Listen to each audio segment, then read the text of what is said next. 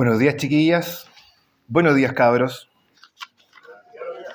No hay ni una chiquilla ni un cabro, parece. Buenos días, jóvenes. ¿Cómo están? Sí. Perfecto. Bueno, qué gusto poder volver a encontrarnos acá luego de 3 largos años, completamente atípicos, distintos, donde pasaron un kilo de cosas, muchas cosas. Algunas buenas, otras no tan buenas. No somos los mismos de antes. Yo creo que claramente no somos los mismos los que estamos acá, de hace 3 años atrás, pero tampoco los que estuvimos acá somos las mismas personas. Pasaron cosas y pudiéramos decir que para mejor o para peor en algunos casos, somos distintos, somos diferentes, tenemos muchas veces vivencias que nos han marcado. Y por supuesto, eso muchas veces nos hace pensar que hay necesidades distintas que tenemos que empezar a suplir. Sin embargo, me atrevería a decir que aún a pesar de esas diferencias, o incluso a causa de esas diferencias, seguimos necesitando lo mismo que hemos necesitado siempre, y esto es ver al Señor. Tener una visión más clara, una visión más nítida de nuestro Dios cada día. Es lo que siempre vamos a necesitar, es la necesidad constante que nuestro corazón exige ser satisfecha. Es lo que Moisés le pide a Dios cuando le dice: te ruego que me muestres tu gloria. Es lo que hablábamos ayer de Job. Job de oídas te había oído, mas ahora mis ojos te ven. Es lo que le pidieron los griegos a estos discípulos cuando le dijeron: quisiéramos ver a Jesús. Queremos ver a Dios, necesitamos ver a Dios en la constante, permanente, a través de toda nuestra vida cristiana. Simplemente es cosa de ponernos a pensar, ¿cómo parte la vida cristiana? La vida cristiana parte precisamente porque vemos a Dios. La Biblia nos dice, el apóstol Pablo, que el Dios de este siglo ha enceguecido nuestros corazones para que no nos resplandezca la luz del Evangelio, y creer justamente es eso, es que tus ojos se abran para que puedas ver la gloria de Dios en la faz de Jesucristo. De eso se trata comenzar la vida cristiana, es un asunto de ver. Pero no solo comienzas, sino que luego continúas tu vida cristiana a través de un acto de ver. ¿Cómo corremos esta carrera? Dice el escritor a los Hebreos. Puesto los ojos en Jesús. El crecer en tu vida cristiana es nada más y nada menos que ver a cara descubierta, como por un espejo, la gloria del Señor. Tiene que ver con ver, todo tiene que ver con ver. Y curiosamente finalizas tu vida cristiana, o la vida cristiana concluye con un acto de ver también. Seremos semejantes a Él porque le veremos tal como Él es. Todo en la vida cristiana tiene que ver con ver. Iniciamos, mantenemos y terminamos la vida cristiana con un asunto de ver a Dios. Es lo que nos convoca, por eso nos juntamos. Nuestra idea de una reunión, más allá del estar juntos, disfrutar un momento rico, pasarlo bien quizá, cosas válidas, tiene que ver con ver al Señor. Si no, ¿para qué estamos en una iglesia? Mejor nos juntamos en un club o vamos con un grupo de amigos, hacemos lo que más nos gusta. Pero estar acá en una congregación habla de algo que trascienda todo eso, que es ver al Señor, contemplar a Dios.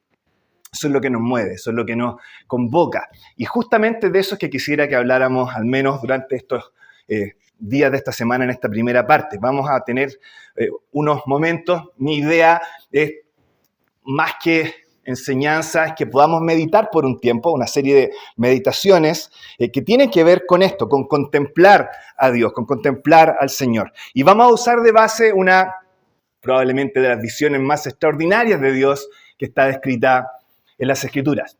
En el año en que murió el rey Usías, vi yo al Señor sentado sobre un trono, alto y sublime. Isaías 6, ese es el pasaje que quiero que tomemos durante esta semana, al menos en esta primera parte. Y aquí tengo que confesarles algo. Este es un pasaje que al menos a mí me ha venido persiguiendo desde por lo menos 3 años. Era mi pasaje para Pinto 2021. Por lo general, entre junio y julio, como empiezo a darle vuelta a algún pasaje, y este era mi pasaje. Tenía todo preparado, la idea era, obviamente, dividir Isaías 6 en 4 partes, tenía ahí su estructura, casi nunca se habla de los últimos versículos, y era como mi punto secreto, que íbamos a hablar harto de los últimos versículos y íbamos a sacarle harta enseñanza ahí, porque era la idea más o menos del pasaje. Sin embargo, como les decía al principio, pasan cosas, y la pandemia nos afecta. Y dentro de eso, por las vivencias personales, me quedé con los primeros 4 versículos. No pude salir de ahí, no he podido salir de ahí y no voy a salir de ahí. Eso es lo que vamos a ver ahora. Netamente los primeros 4 versículos. Quizá el resto del capítulo quedará para, quién sabe, más adelante, no lo sé. Pero vamos a centrarnos en los primeros 4 versículos y acompáñame entonces a Isaías capítulo 6, desde el versículo 1 al versículo 4. Eso es todo lo que vamos a ver en esta semana. Dice el versículo 1. En el año que murió el rey Usías, vi yo al Señor sentado sobre un trono, alto y sublime. Y sus faldas o el borde de su manto llenaban el templo. Por encima de él había serafines. Cada uno tenía 6 alas, con 2 cubrían sus rostros, con 2 cubrían sus pies, con 2 volaban. Y el uno al otro daba voces, diciendo: Santo, santo, santo, Jehová de los ejércitos, toda la tierra está llena de su gloria. Y los quiciales de las puertas, los fundamentos de las puertas, se estremecieron con la voz del que clamaba, y la casa se llenó de humo. Y entonces lo que quiero que hagamos durante estos días es que nos tomemos nuestro tiempo con el respeto que la persona que está aquí en el trono se merece, y con cada mensaje mi idea es que vayamos acercándonos poco a poco, cada vez más de cerca al que está ahí sentado en el trono. Vamos a partir desde lo más periférico quizás, desde lo más implícito, desde lo más indirecto, y vamos en cada mensaje a ir acercándonos lo más que podamos hacia lo más directo, lo más explícito, lo más claro que se nos muestre de él. Y nuestra idea es ir llegando lo más cerca que podamos a ver a quién está ahí sentado en el trono. Así es como vamos a ir avanzando durante cada uno de los días de esta semana. Hoy quiero comenzar con una sola pequeña frase, pero que creo yo es la que va a marcar el tono de todo el resto de la semana. La frase que les voy a compartir hoy día expresa probablemente la motivación que debiera movernos durante el resto de la semana. Y esta frase es la siguiente: necesitas ver al Señor. Esa es la frase que quiero que desarrollemos hoy. Necesitas ver al Señor. Primero, me voy a centrar en esto de necesitas. ¿Por qué digo que necesitamos? ¿Por qué no es una opción? ¿Por qué no es simplemente una posibilidad? ¿Por qué esta necesidad? Necesitas. Ahí es donde me voy a centrar en primer lugar. Segundo, ¿por qué lo que necesitamos es ver? Quiero centrarme en esta idea de ver. ¿Por qué no simplemente conocer acerca de o saber acerca de? ¿Por qué lo que necesitamos es justamente ver? Eso es lo segundo que quiero que veamos en esta mañana. Y finalmente, ¿por qué el Señor? ¿Por qué no decir necesitas ver a Dios o necesitas ver a Jesús? Cosas correctas y que por supuesto también necesitamos ver. Pero ¿por qué al Señor? Eso es lo tercero que quiero que veamos. Necesitas ver al Señor. Y teniendo esto claro, si logramos internalizarlo hoy, si tenemos definido esta necesidad de ver al Señor, entonces podremos disfrutar quizás con mucha mayor claridad lo que vamos a ver durante los días siguientes. Vamos entonces a ver lo que les acabo de comentar. Necesitas ver y necesitas ver al Señor. Son las 3 cosas que veremos durante estos minutos que nos quedan. Primero, necesitas. Fíjense cómo parte el versículo 1. En el año que murió el rey Usías. Y quizás de repente hemos escuchado tanto esta frase, en el año que murió el rey Usías, etcétera, etcétera. Es como un pasaje conocido, un pasaje que tú lo partes leyendo y sabes que estás en Isaías 6. Quizás cuando uno parte acá no notas lo extraño que es el que se parta así. En el año en que murió el rey Usías. Es extraño. Y ninguno de ustedes a lo mejor pone cara extraño cuando escucha esta frase, porque estamos súper acostumbrados. Pero es extraño. Los años en la Biblia, las épocas en la Biblia, no se cuentan a la luz de la muerte de alguien. Se cuentan a la luz del reinado de alguien. Entonces ustedes pueden escuchar frases como en el 2.º año de Nabucodonosor, rey de Babilonia, o en el 10.º año de Ezequías. Tiene que ver con los años de reinado de alguien, y quizás Isaías acá pudo haber hecho exactamente lo mismo, en el año 52 del rey Usías, o en el último año del reinado de Usías, o quizás en el primer año de Jotam, el rey que venía después, pero no, él decide calificar este año como el año en el que murió un rey, no en el año en el que vivió otro rey. Hay un énfasis en la muerte de alguien acá, y algo tiene esta muerte que lo hace especial, único, distinto, diferente. ¿De qué se trata? ¿Por qué? ¿Por qué la muerte de Usías es tan importante? Tiene que ver con lo siguiente. Primero, Usías no fue cualquier rey. Usías reinó más que cualquier otro rey hasta el momento. No hay ni un otro rey que haya reinado tanto como Usías hasta este momento. Es el rey que ha reinado más años en Israel, en Judá en este caso. ¿Pudiera uno quizás pensar en un rey con un reinado largo como un gran parto? Horrible. Pero no, Usías es un buen rey. Usías fue extraordinario. Usías era un rey piadoso, justo, que tomaba en mucha estima a Dios y sus mandamientos. Un buen rey por ese lado, compasivo, misericordioso. Y por otro lado era un estratega brillante. Israel surge con Usías de una manera que no había surgido desde Salomón. Fluye la economía, fluye la parte de la estrategia militar. Usías era extraordinario. Es el tipo de líder que tú pudieras decir, por este me la juego. Este sí que vale. Es esa especie de líder que tú cuando estás bajo su liderazgo sientes que realmente las cosas van a funcionar. Con este líder sí, por él me la juego. Con este líder siento que voy a crecer, que me podré desarrollar. Esto es lo que necesitamos justamente para poder vivir una mejor vida. Ese es Usías. Ese tipo de líder es Usías. Y sin embargo, pasa lo que a veces pasa, y Usías tuvo su problema. Eso es lo segundo. Murió. Usías murió, y no murió de la mejor manera. Usías no terminó muy bien, de hecho terminó bastante mal. Era tan brillante que eso lo llenó de soberbia, se rebeló y se sintió superior incluso a Dios. Finalmente cayó de una manera horrible, fue disciplinado, fue sacado de la comunión, no de la iglesia, obviamente, del pueblo en ese caso, y murió podrido de lepra. Entonces, Usías es ese líder en el que tú pones todas tus cartas, pero en algún momento se te cae. Hace algo terrible y te duele.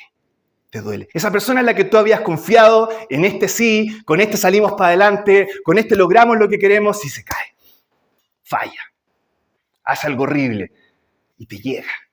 Es una puñalada, porque tú habías puesto todas tus cartas en él, en que con él sí iba a funcionar la cosa, pero falló, cayó, y nunca te pensaste, mira, lo esperaba de cualquiera, menos de Usías. Ese es Usías, ese tipo de líder. Y quizás esto fue doloroso para muchos dentro de Israel, pero saben, para Isaías fue especialmente doloroso. ¿Por qué? Algunos de ustedes conocerán el nombre completo de Isaías en la Biblia, ¿no es cierto? Isaías, hijo de Amós. Bueno, Amós, el papá de Isaías, era hermano del papá de Usías. En otras palabras, Isaías y Usías eran primos. Y entonces ahí ustedes empiezan a darse cuenta por qué Isaías está tan marcado por esto. Porque quizás si un líder extraordinario se te cae del pedestal, puede producirte cierto dolor, pero muy distinto cuando es una persona cercana. Tu papá, tu mamá, tu hermano mayor, qué sé yo, alguien muy cercano a ti que tú lo mirabas para arriba y de repente te das cuenta, falló. Eso es lo que marca a Isaías acá, en el año en el que murió el rey Usías. Y él tiene que decir, no puedo tildar esto como su vida, no puedo tildar esto como el primer año del nuevo reino. Usías era el mío. Usías, yo soy Usías Lover. Usías se me cayó, Usías me falló. en el año que murió el rey Uzías. Alguien dijo una vez que si el hombre ha aprendido algo de la historia, es que el hombre no aprende nada de la historia. Y lo mismo que pasó con Uzías, sigue pasando actualmente. No hay nada nuevo bajo el sol, dijo el predicador. Y así como Uzías cae, nosotros también experimentamos muchas veces lo mismo. Y quizás tenemos que empezar a hacernos ciertas preguntas, ¿verdad, chiquillos? ¿Quién es tu Uzías? ¿Dónde está tu Uzías? ¿Qué fue lo que hizo? ¿Dónde cayó? Quizás para algunos tenemos que hacer cierto recorrido, bagaje y pensar qué fue lo que pasó, que me llevó a donde estoy, dónde está ese líder. Quizás para otros sea súper evidente, quizás para otros sea muy de piel en estos momentos y se dan cuenta. Tengo claro quién es mi Mesías, tengo claro cuándo cayó y por qué lo hizo. Alguien que admirabas, alguien que veías como un modelo a imitar, alguien que lo observabas y era como tú querías verte más adelante, alguien que cuando se hacía presente te sentías seguro, que cuando estaba ahí pensaba, ahora sí realmente van a funcionar las cosas, y cayó, inexplicablemente hizo algo y se pudrió todo. Todo a la chuña y te sientes completamente desorientado, no sabes lo que tienes que hacer ahora, quizás lo único que quieres es tirar todo al lado, no hay un compás que dirija tu vida ni para allá ni para acá, todo parece dar vueltas, girar hacia una parte, todo porque al famoso Uzías se le ocurrió morir. O quizás no murió. Quizás no cayó. Quizás tu Uzías vivió una vida fiel hasta el fin. Pero los reyes mueren. O se van. Quizás era algún anciano querido en tu iglesia. Quizás un misionero que hacía parecer que las cosas funcionaran. Y ya no está. Murió. Se fue. A otro lado.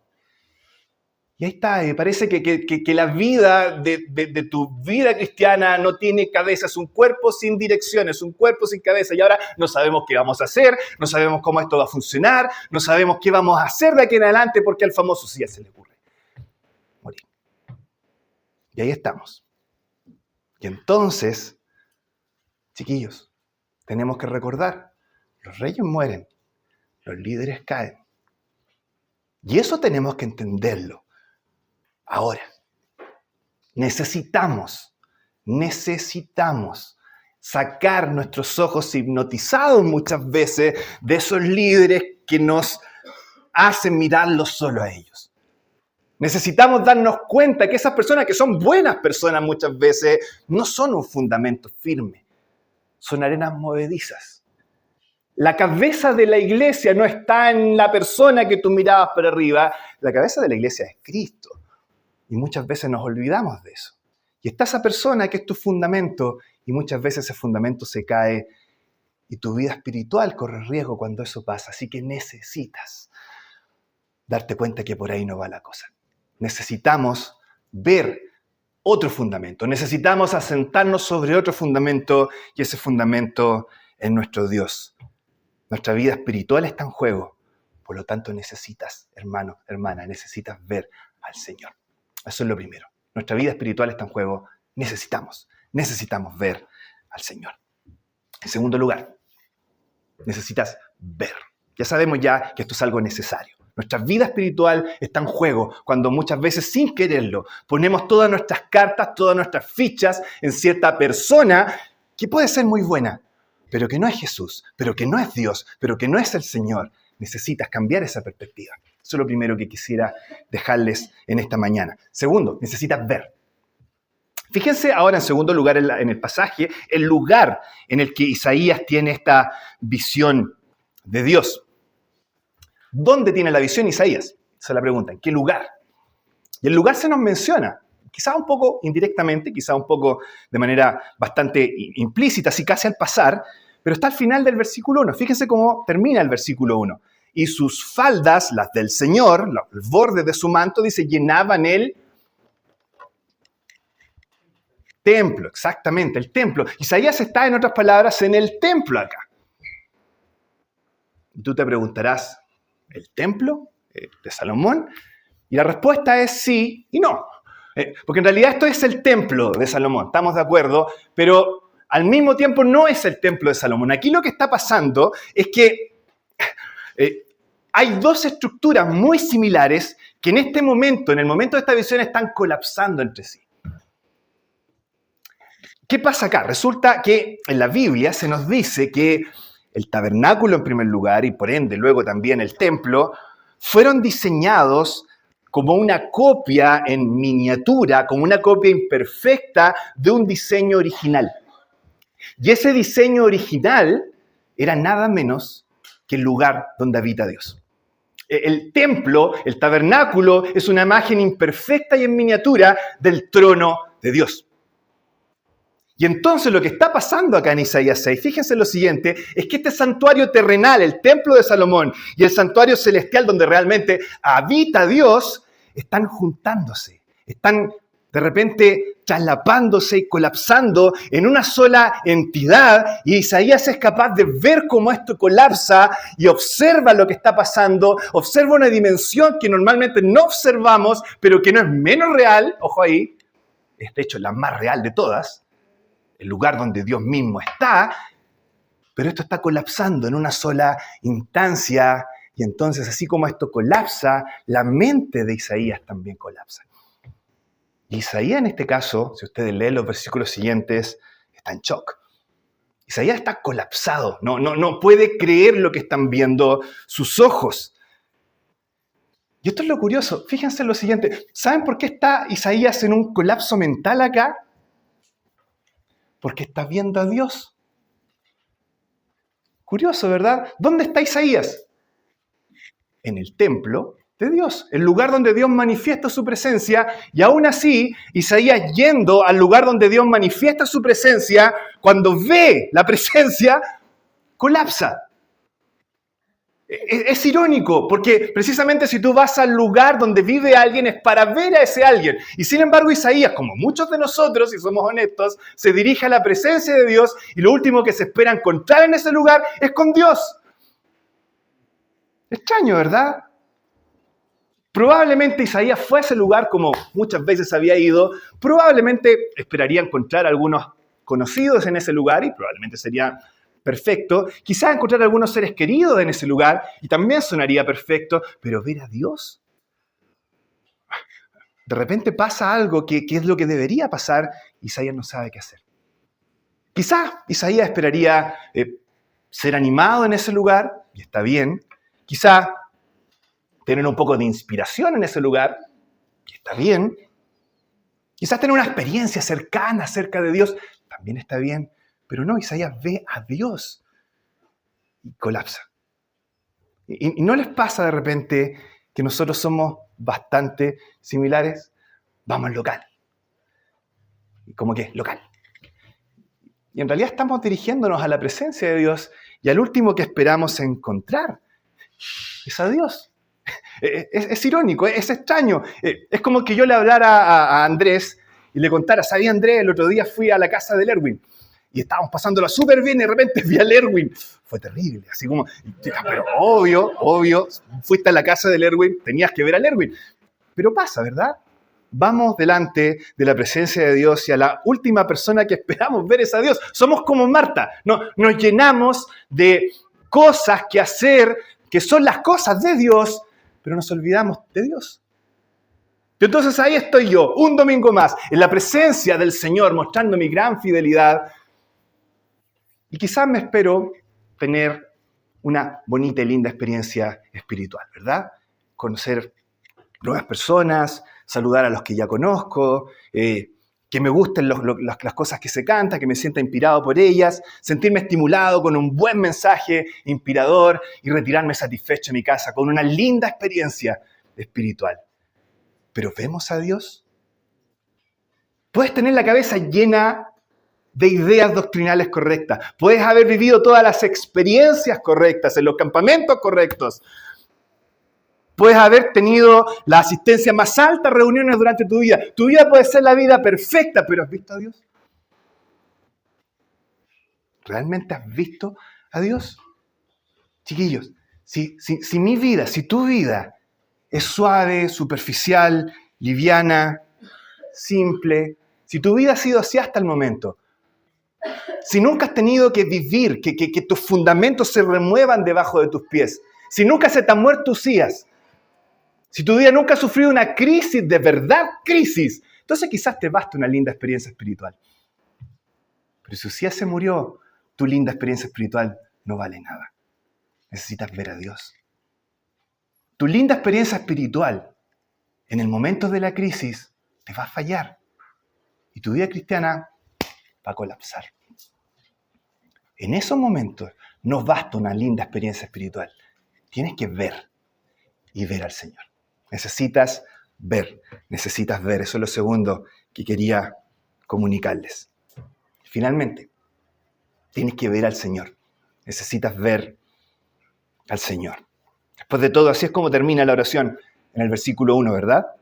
En el año que murió el rey Usías, vi yo al Señor.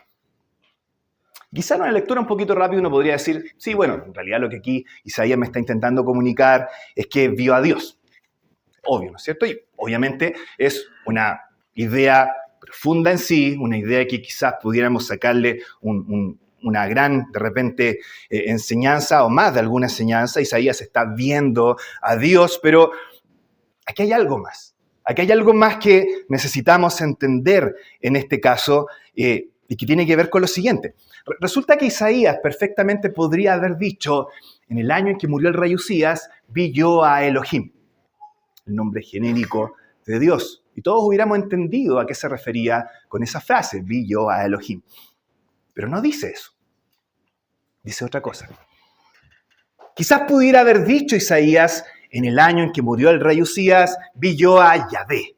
Y ahí se pone más profunda la cosa, porque Yahvé es el nombre propio de Dios, el nombre con el cual Dios se reveló a su pueblo, hizo un pacto de amor con su pueblo. Y entonces tú podrías decir, no es simplemente Dios, es el Dios que hace un pacto, es el Dios que ama persistentemente. Y quizá hubiera sido más rica la idea, pero no es lo que dice Isaías.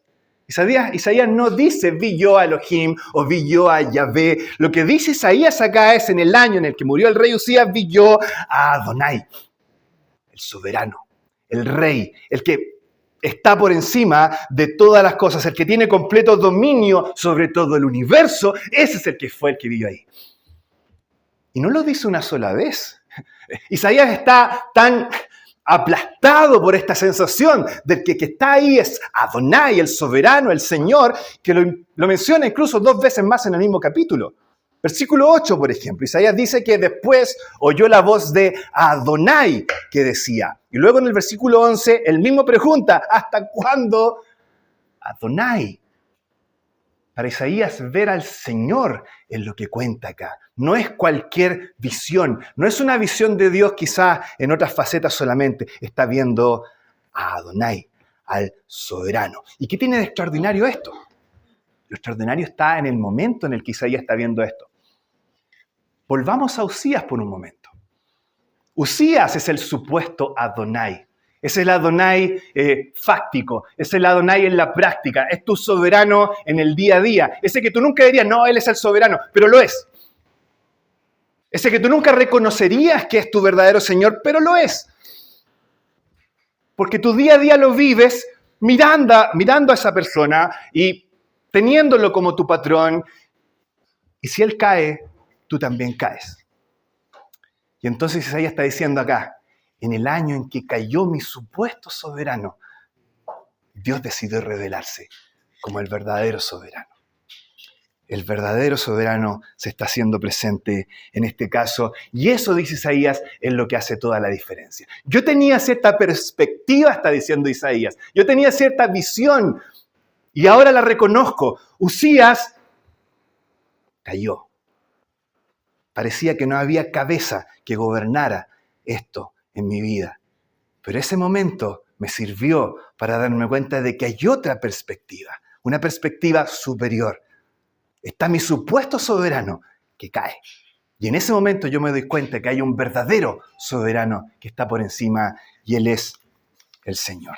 El verdadero soberano es el Señor. Y lo extraordinario de esto es que ese soberano no cae. Ese soberano no falla. Ese soberano no se baja de su trono. Ese soberano no pierde el control de las cosas. Ese soberano no se toma vacaciones ni permisos sin goce de sueldo. Ese soberano está en el trono y se mantendrá en el trono y tiene perfecto control sobre todas las cosas. Él es el verdadero Señor. Y es por eso, chiquillos, necesitamos ver al Señor. Al Señor.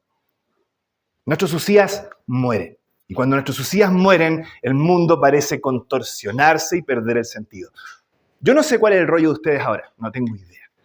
No sé cuál es el mundo en que estarán viéndose afectados. Puede ser el mundo de tu país, puede ser el mundo de tu asamblea, puede ser el mundo de tu familia, puede ser tu propio mundo interno, tu mundo amoroso, tu mundo emocional, tu mundo de repente anímico. Cuando los Usías mueren, todas estas cosas se ven afectadas. Tenemos tremendos problemas y ahí es cuando necesitamos ver al Señor. Ahí es cuando necesitamos la perspectiva que Isaías coloca en este pasaje. Hay una perspectiva que está por debajo del sol, yendo a la canción que cantábamos ayer, y hay una perspectiva que está por encima del sol. Por debajo del sol pasan cosas y son feas. Y ojo acá, el cristiano no es una... ¿Cuál es este animal que mete la cabeza debajo? Una avestruz. El cristiano no es una avestruz. Y este pasaje lo demuestra. El cristiano no es aquel que encuentra todo lindo en la vida. ¡Ay, qué bonito! Se murieron mis dos papás en un accidente. ¡Ay, qué lindo! Gloria sea a Dios. Ese no es el cristiano. El creyente sabe que las cosas son malas y las mira a los ojos con todo lo horrible que son y las llama por su nombre. Isaías no dice, ¡ay, qué lindo! Vi al Señor. No, el año en que murió el rey Usías. Usías murió. Mi primo murió. Mi primo cayó y murió podrido de lepra. El creyente ve la maldad y la llama por su nombre. Pero hay algo más. Porque a través de esa visión, donde puedes ver la maldad con toda su fealdad, ves más allá y entonces te das cuenta de la otra perspectiva. E Isaías puede decir, murió el rey Usías y vi yo al Señor. Hay una perspectiva que va más allá, que es más amplia. En medio del caos, y no me da miedo llamarlo caos, yo veo al que gobierna más allá del caos. Un hermano decía, y ponía este ejemplo, decía, imagina que estás en un carro de 8 caballos, a toda velocidad, pero no estás en el carro, estás ahí, en medio de las patas de los caballos. Y probablemente estás tratando de sobrevivir, tratando de agarrarte alguno de los arneses, alguno de los palos que están ahí, y todo lo que ves son patas corriendo por todos lados, no hay mucha dirección en lo que estás viendo, solamente ves patas, polvo, suciedad y tu corazón latiendo de adrenalina porque no quieres caer, porque no quieres morir. Ahí, eso es todo lo que ves en tu vida. Caos, polvo, patas, sudor y quizás alguno que otro goterón de sangre de alguna herida que te estás haciendo en el momento. Pero entonces miras un poco para atrás y te das cuenta que sentado en el carro, tomando las riendas del carruaje, está el Señor. Y el Señor te dice, tengo exactamente claro para dónde llevo esto. Aguanta un poco, que la meta está clara. No hay falta de dirección. Aún en medio de todo el caos, hay un camino exacto y el que tiene la rienda sabe exactamente lo que hay que hacer para llevar ese carro a buen destino. Esa es la perspectiva que tiene el creyente. Vi morir al rey Usías. El caos existe y es real. Los fundamentos bajo mis pies se disuelven y no es mentira que eso pasa. Pero aún más allá de eso, está el Señor soberano, gobernándolo todo, teniéndolo todo bajo control. Me gusta esa frase del coro que cantamos ayer. Mi Dios está en su trono. Mi Dios está en su trono. Lo gobierna todo. Aún en medio del caos, aún en medio de los ideales que caen, aún en medio de los fundamentos que se disuelven bajo nuestros pies, aún en medio de repente de este caos donde no hay nada dirigiendo y que parece que todo se va fuera de control y nuestras brújulas se mueven para todos lados y no sabemos para dónde dirigirnos. Aún en ese momento, mi Dios está en su trono. Él lo gobierna todo. Y yo puedo confiar, pues Él es soberano. Esa es la perspectiva que se nos está mostrando acá. Y en ese momento, entonces, es donde cobra sentido que el que necesitemos ver no es a cualquier persona, es al Señor. aquel que gobierna, aquel que sigue reinando, aquel que sigue en el trono, aquel que sigue vivo. En conclusión, entonces, porque nuestros héroes, porque nuestros referentes caen. Porque cuando eso pasa, no va a bastar en tu vida una linda experiencia espiritual. Y porque hay un fundamento que es mucho más firme que aquellos en los cuales te puedes cimentar en estos momentos y que caen, necesitas ver al Señor. Eso es lo que quería dejarles en esta mañana. Los líderes caen, nuestro Dios sigue en el trono. Los reyes mueren, Dios sigue vivo. Él estaba vivo cuando el mundo fue creado. Él estaba vivo cuando los grandes imperios se levantaron y cayeron. Él estaba vivo cuando a este pelagato se le ocurrió decir que Dios estaba muerto, Nietzsche. Y cuando pasen 100 billones de años y nadie se acuerde de César o de Nietzsche o de ese referente tuyo que se te cayó, Dios va a seguir reinando y Dios va a seguir en el trono y su plan va a seguir funcionando perfectamente como Él pretendió que funcionara. Dios está en el trono. Él es justamente a quien necesitamos ver y eso es lo que quiero que hagamos durante estos martes que tenemos por delante. Vamos a empezar a ver a ese Señor. Vamos a empezar a ver a ese Señor como lo describe Isaías acá. Vamos a partir quizás desde lo más periférico y vamos a ir acercándonos lo más que podamos, lentamente, con el respeto que el Señor se merece hacia el que está sentado ahí en el trono. Y la idea es que viéndole a Él entonces, nuestras vidas también sean transformadas, como la palabra de Dios nos muestra que son transformadas cuando le vemos a cara descubierta, como en un espejo, como por el Espíritu. Que el Señor nos guíe, que el Señor bendiga su palabra. Vamos a orar para terminar esta primera parte. Nuestro Padre Celestial, gracias por tu palabra, gracias por poder disfrutar de estos momentos donde tenemos la oportunidad de verte.